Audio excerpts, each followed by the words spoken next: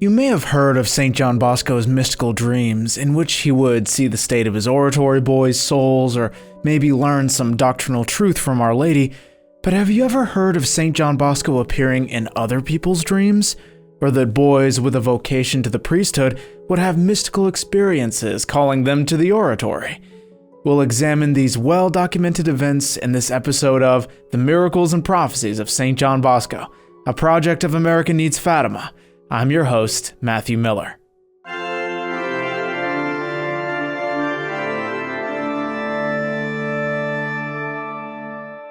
First, I'd like to tell a story where St. John Bosco recruited a young man through strictly natural means of apostolate, because that was the method he normally used and was very good at it. This story was repeated hundreds of times over the years and is as told by a very good mother, Mrs. Rosa Rostagno.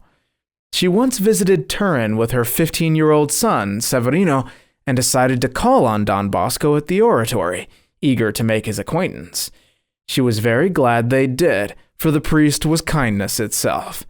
At one point, he even took Severino aside for a word in private, and although we don't know what was said, Severino was certainly a different person after it. That parley worked wonders for his spiritual life.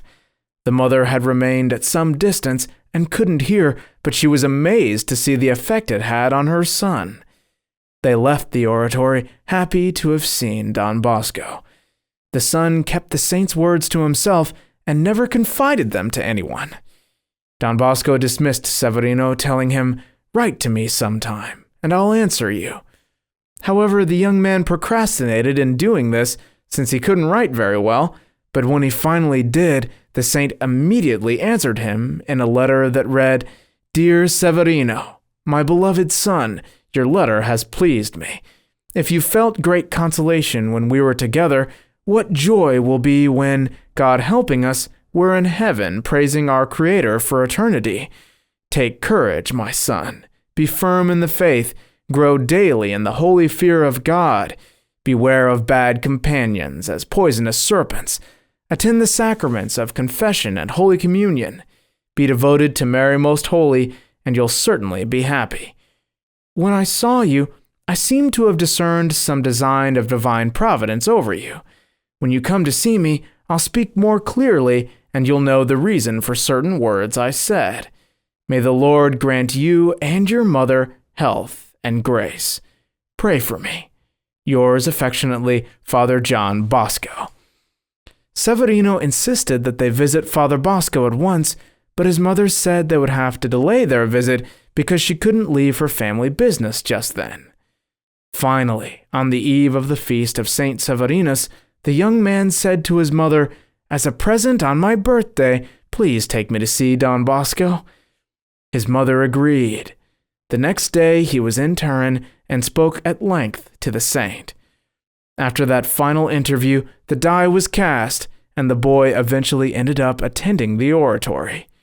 From this story, you can see the painstaking effort that Don Bosco went through to bring boys to the oratory, but in particular, those in whom he saw a religious vocation.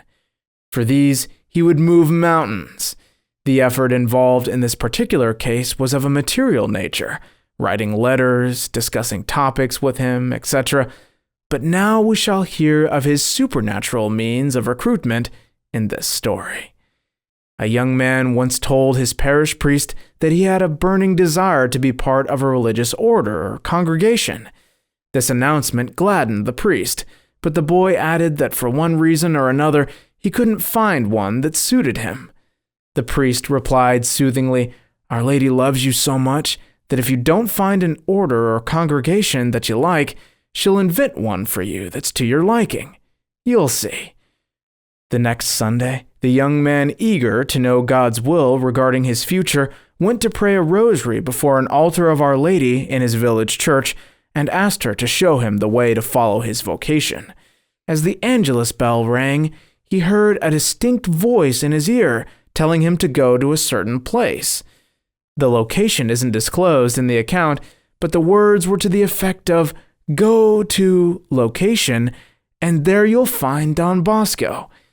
The young man started at this revelation. He had heard of Don Bosco, and once went to Turin to ask his advice, but they had never met. He knew that Don Bosco was the founder of the Oratory, but had never heard of the Society of St. Francis de Sales. No one in his town had ever seen Don Bosco before either.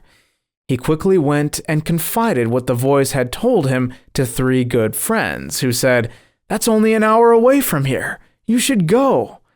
So the following day, he set out with one of his friends, and soon arrived at their destination, where they visited the local parish priest to inquire about Don Bosco. The priest replied that Father Bosco would, in fact, be visiting their parish in 8 days. What were the odds? This filled the young man with joy, and he ran home to tell his friends about this miracle of divine providence. 8 days later, after the two met, Don Bosco took him back to Turin, and the young man eventually entered the congregation. There's also a story of another boy who greatly lacked discipline and fell behind in his studies at public school. His father spoke with some friends about the problem and told them that he couldn't afford sending him to some fancy boarding school. But the friends told him about a certain priest who had opened an oratory school in Valdoco where, with little expense, the pupils did well. The father objected that his son would be against going, but his son said, "Dad, just send me. I can handle it." But even as the boy said this, he began to worry about losing his freedom. That very night, he had a dream where it seemed to him that he was in a courtyard, holding some papers in his hand. He saw many young men applauding a priest standing on the balcony of a house, and, for whatever reason, he found himself mounting the stairs to kiss the hand of that priest. Then the dream ended. After a few months, he entered the oratory, having fully forgotten the dream, and was slowly adjusting to the rigorous schedule. He had not seen Don Bosco yet, who had left Turin and was to be away for several weeks. One day, he was called by the teacher at recess time and given a bundle of papers to take to one of the superiors. As he descended the stairs, he heard lively applause and cheers. He ran into the courtyard. Don Bosco had returned from his journey and was on the balcony. The dream came true. The same courtyard, the same crowd of young people, the same house, the same priest who had appeared to him, and he with papers in his hand. Remembering the dream and wanting it to be entirely fulfilled, he went up on the balcony and kissed Don Bosco's hand. But he wasn't the only one St. John Bosco appeared to in a dream. Another young lad wrote, "When I was about 10 years old, I had been worried and concerned for my future for several days in a row. While sleeping, I saw a priest standing at the gate of a magnificent garden. I approached the gate. The priest took me by the arm and invited me to enter, saying, 'Here you will spend the rest of your life.' That dream made such an impression on me that, for quite some time after that, I lived recollected, devout, and went to church frequently. Several years passed, and that scene was still vivid in my mind. When I then came to the oratory, I saw the priest in the dream, and I soon understood the garden to be our Salesian Society." But were these mere fantasies produced from the minds of these young men? Remember, they were all born and raised in entirely different provinces and with no connection to each other, yet they were all led to their vocation. These boys received holy ordination and persevered resolutely for many years, working among the youth entrusted to them by Don Bosco himself. Now, did Don Bosco know that these supernatural events were calling his boys to the oratory? Did he himself bilocate to appear in these visions? Or was it just the Blessed Virgin Mary herself that did the recruiting? I don't think we'll ever know. But the thing that we can all be sure of is that God wanted those young men to join the oratory, and that for them, it was the ark of their salvation. Thank you all for watching and subscribing, and if you'd like to hear how Don Bosco educated Catholic girls on modesty, please click the video I've put on the screen. God bless you, and Our Lady keep you.